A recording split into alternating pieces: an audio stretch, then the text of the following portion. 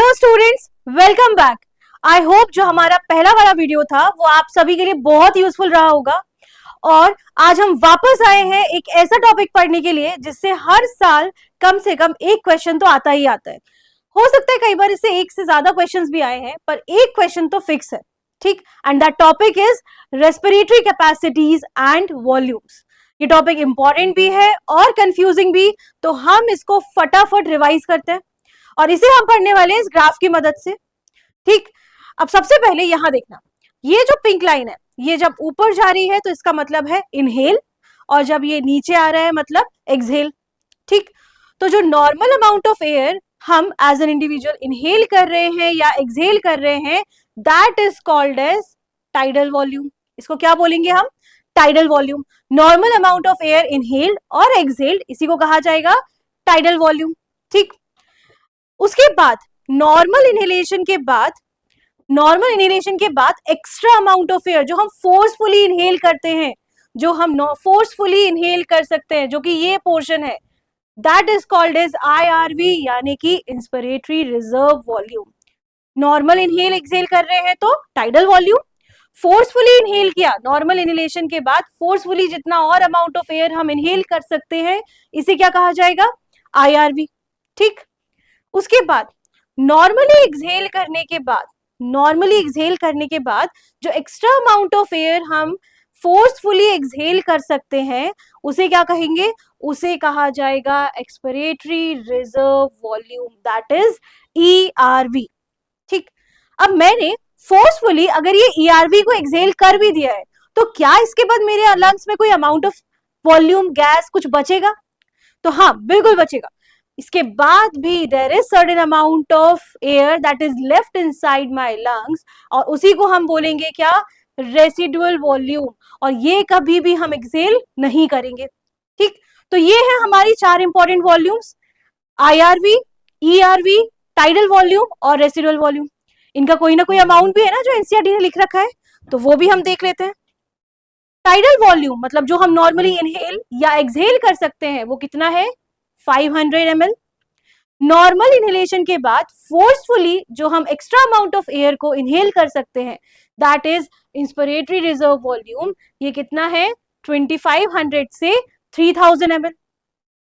इसके बाद नॉर्मली मैंने एक्सहेल किया, इसके बाद मैं फोर्सफुली भी तो एक्सहेल कर सकती हूँ। That forceful amount of air, forceful exhalation जिस अमाउंट ऑफ एयर का मैं कर रही हूं, उसे क्या बोलेंगे? एक्सपिरेटरी रिजर्व वॉल्यूम, और वो है 1000 से 1100। जब भी कोई पैसे देता है ना तो हमेशा ज्यादा ले लेते हैं, जब देने की बारी आती है तब हमेशा हम कम दे रहे हैं ना। सेम वे में यहाँ पे देख लो, जब इंस्पिरेटरी फोर्सफुली इनहेल करने की बारी आई तो हमने ज्यादा अमाउंट लिया, और जब एक्सहेल करने की बारी आई फोर्सफुली, तो वापस देने की बारी आई तो हमने अमाउंट जो है उसका कम कर दिया। और वो अमाउंट ऑफ एयर जो कि हमारे लंग्स में है, जो हमेशा रहेगी, जिसे हम कभी एक्सचेंज नहीं करेंगे with the environment, that is residual volume. उसका अमाउंट कितना है? 1100 से 1200 ml। ये थी हमारी इंपॉर्टेंट वॉल्यूम्स। अब इन्हीं वॉल्यूम्स को अगर मैं ऐड कर दूं, मिक्सअप कर दूं, तो इनसे हमारी कुछ बहुत इंपॉर्टेंट कैपेसिटीज भी बनती है। तो आइए हम उन्हें भी देख लेते हैं।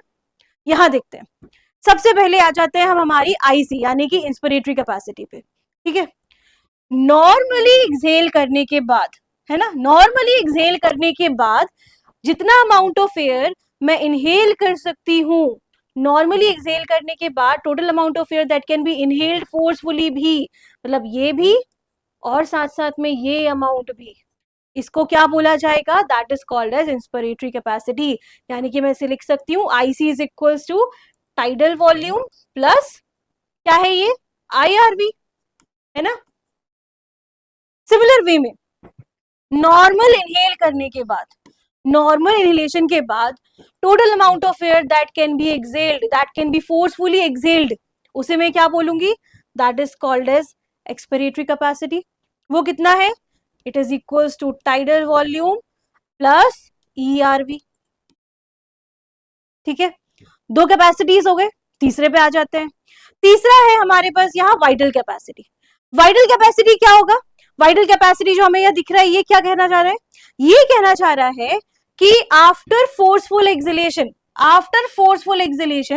द अमाउंट ऑफ एयर जिसको हम इनहेल कर सकते हैं। फोर्सफुली एक्सहेल करने के बाद कितना अमाउंट ऑफ एयर है जिसे हम वापस से इनहेल कर सकते हैं? तो जो फोर्सफुली एक्सहेल किया है उसे भी वापस से हम इनहेल करेंगे, जो हमारा नॉर्मल अमाउंट है उसे भी हम इनहेल करेंगे, और साथ साथ में ये जो हमारा फोर्सफुल इनहेलेशन वाला अमाउंट है, वॉल्यूम है, उसे भी हम इनहेल कर सकते हैं। तो that is called as vital capacity, the total amount of air that can be inhaled after forceful exhalation, उसे हम क्या बोलेंगे? Vital capacity. तो इसको मैं लिख सकती हूँ, it is equals to tidal volume plus IRV plus ERV। ठीक है, ये हो गया वाइटल कैपेसिटी। अब उसके बाद आ जाते हैं हम अगले पे। नॉर्मल एक्सहेल कर दिया मैंने, नॉर्मल सांस छोड़ दी। अब इस नॉर्मल सांस छोड़ देने के बाद अभी भी जो अमाउंट ऑफ एयर मेरे लंग्स में है, जो वॉल्यूम अभी भी बाकी है, उसे मैं क्या बोलूंगी? That is called as functional residual capacity. और वो कितना होगा? नॉर्मल एक्सहेल करने के बाद अभी उतनी अमाउंट बची हुई है जिसे मैं फोर्सफुली एक्सहेल भी कर सकती हूँ, साथ में हमारे पास कुछ रेसिडुअल वॉल्यूम भी बाकी है। So this is called as functional residual capacity. It is equal to ERV plus vital capacity. ठीक है, और फाइनली फोर्सफुल एक्सहेलेशन कर देने के बाद, या हम ये बोल सकते हैं, जो टोटल अमाउंट ऑफ एयर हमारे लंग्स के पास है, that is called as what? Total lung capacity. जो टोटल अमाउंट ऑफ एयर हमारे लंग्स में है after forceful inhalation, forcefully inhale कर लिया, इसके बाद अभी हमारे लंग्स में कितनी अमाउंट ऑफ एयर है? IRV भी है, फिर रेसिडुअल वॉल्यूम भी है, ERV भी है, और वाइटल कैपेसिटी भी है। तो total amount of air that is present in our lungs, जिसको कि हम बोल सकते हैं क्या? Total lung capacity. और यही जो हमने यहाँ लिख रखा है, इसी को मैंने आगे दिखाया है इस तरह से, जो थोड़ी देर पहले बोला। इंस्पिरेटरी कैपेसिटी मतलब TV plus IRV, expiratory capacity मतलब tidal volume plus expiratory reserve volume. उसके बाद वाइटल कैपेसिटी क्या था? वाइटल कैपेसिटी क्या था? Tidal volume plus IRV plus ERV। ठीक है, functional residual capacity, normal exhale करने के बाद जो अमाउंट ऑफ एयर लंग्स में बाकी है, that is ERV plus RV। And lastly total lung capacity, forceful inhalation के बाद जो अमाउंट ऑफ एयर मेरे लंग्स में अवेलेबल है, उसी को कहा जाएगा क्या?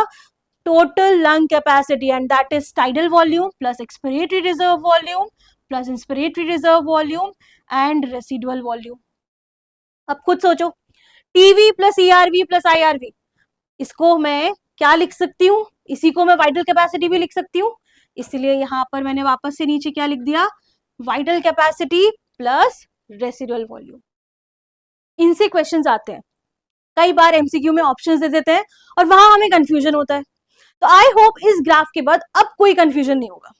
एक और चीज, हमें पता है कि वॉल्यूम ऑफ एयर को मेजर करने के लिए, अमाउंट पता करने के लिए हम एक इंस्ट्रूमेंट का यूज करते हैं जिसका नाम क्या है? स्पायरोमीटर। इससे जुड़ा क्वेश्चन भी तो आया है, ऐसी कौन सी वॉल्यूम्स हैं या कैपेसिटीज हैं जिसे हम स्पायरोमीटर की मदद से नहीं मेजर कर सकते? तो खुद सोचकर देखो, यहां आ जाते हैं हम वापस। खुद सोचकर देखो, जो अमाउंट ऑफ एयर लंग्स में हमेशा रहेगा, कभी हम उसको एक्सचेंज ही नहीं कर रहे हैं, कभी हम उसे एक्सहेल ही नहीं कर रहे हैं, उसे तो हम स्पायरोमीटर की मदद से मेजर भी नहीं कर सकते। मतलब वो सारी कैपेसिटीज जिसमें रेसिडुअल वॉल्यूम इंक्लूड होगी, उन सभी को मैं स्पायरोमीटर की मदद से कभी भी मेजर नहीं कर सकती। तो यहां देखो, इंस्पिरेटरी कैपेसिटी में क्या हमारे पास कहीं पे भी रेसिडुअल वॉल्यूम इंक्लूडेड है? नहीं है, तो इसको मैं स्पायरोमीटर की मदद से मेजर कर सकती हूँ। Tidal volume plus expiratory capacity, यानी कि एक्सपिरेटरी कैपेसिटी, इसको भी मैं मेजर कर सकती हूँ। वाइटल कैपेसिटी पे आते हैं। वाइटल कैपेसिटी में है टाइडल वॉल्यूम, ERV, IRV, इसको भी मैं मेजर कर सकती हूँ with the help of spirometer. Functional residual capacity, भाई इसमें तो रेसिडुअल वॉल्यूम आ गई, और जब रेसिडुअल वॉल्यूम आ गई है तो इसको तो मैं मेजर नहीं कर सकती with the help of spirometer, तो ये नहीं मेजर किया जा सकता। एंड सेम वे में टोटल लंग कैपेसिटी में भी रेसिडुअल वॉल्यूम इंक्लूडेड है, तो इसको भी हम स्पायरोमीटर की मदद से नहीं मेजर कर सकते। तो ये भी एक क्वेश्चन है जो कि नीट में आया हुआ है, तो ये भी डिस्कस कर लिया। और इसके साथ ये जो हमारा एक बहुत ही इंपॉर्टेंट टॉपिक था, इसको हमने बहुत ही कम समय में रिवाइज कर लिया with the help of just one graph. तो अगले टॉपिक के लिए बने रहिए और बताइएगा जरूर कमेंट करके कि अगला टॉपिक कौन सा चाहिए। Thank you.